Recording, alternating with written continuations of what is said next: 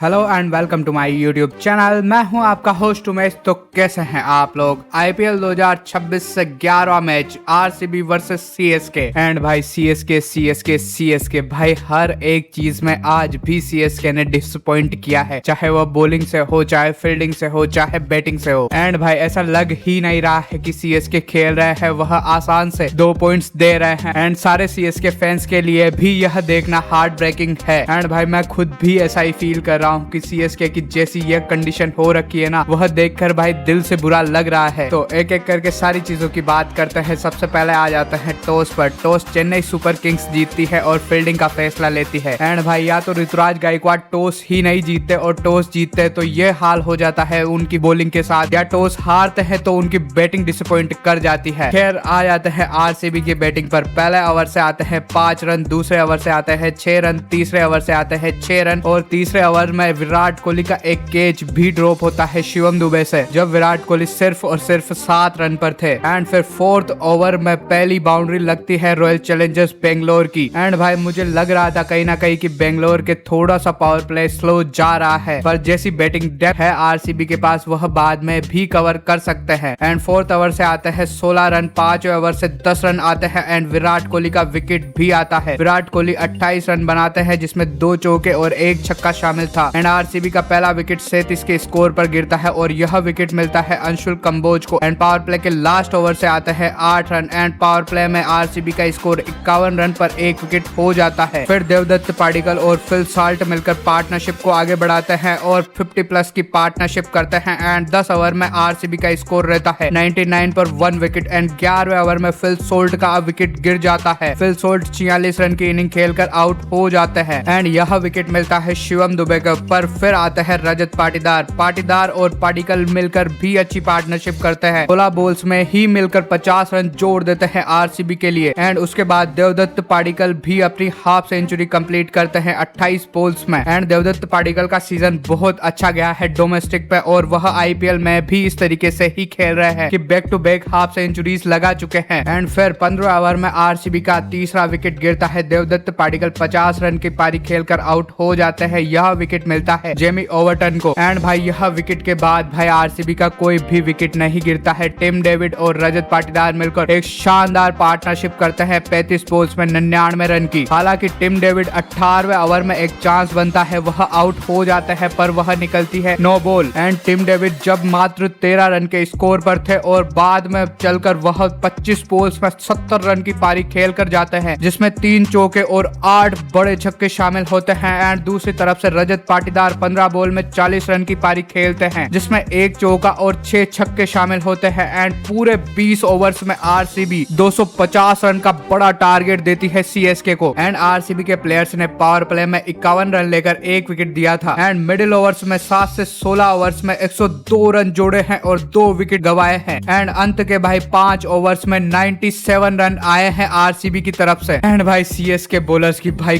कुटाई करी है, बहुत बुरी तरीके से मारा है। अब उसी पर आ जाते हैं CSK bowlers. Khaleel Ahmed 4 over 37 run 0 wicket. Khaleel Ahmed ही एक ऐसे बॉलर थे जिसकी इकोनॉमी 10 के नीचे थी, वरना सारे के सारे सीएसके के बॉलर्स की इकोनॉमी 10 के ऊपर थी। Matt Henry 3 over 36 run. Anshul Kamboj 4 over 52 run 1 wicket. Noor Ahmad 4 over 49 run 0 wicket. Jamie Overton 3 over 42 run 1 wicket. Shivam Dube 2 over 30 run 1 wicket. And इस चीज से तुम पता लगा ही सकते हो कि सीएसके की कितनी बुरी पिटाई करी है आरसीबी बैटर्स ने, और जिसमें टिम डेविड, रजत पाटीदार, देवदत्त पाडिक्कल ने तो भाई तोड़ के ही रख दिया सीएसके बॉलर्स को। फिर होती है सीएसके की बैटिंग की शुरुआत। एंड भाई पहले ओवर में 10 रन आते हैं पर ऋतुराज गायकवाड़ का विकेट भी आता है। एंड दूसरे ओवर में भी 1 विकेट आता है आयुष मात्रे का। एंड भुवनेश्वर कुमार ने यह विकेट लिया है। एंड भुवनेश्वर कुमार इस विकेट की वजह से अपने आईपीएल करियर में 200 विकेट तक पहुंच चुके हैं। यूजीसीएल के बाद वह दूसरे बॉलर बने हैं जिसने आईपीएल में 200 विकेट्स लिए हो। फिर तीसरे ओवर में संजू सैमसन का भी विकेट गिर जाता है। एंड भाई पता नहीं सीएसके के बैटर्स को हो क्या गया है। संजू सैमसन जो इतनी अच्छी फॉर्म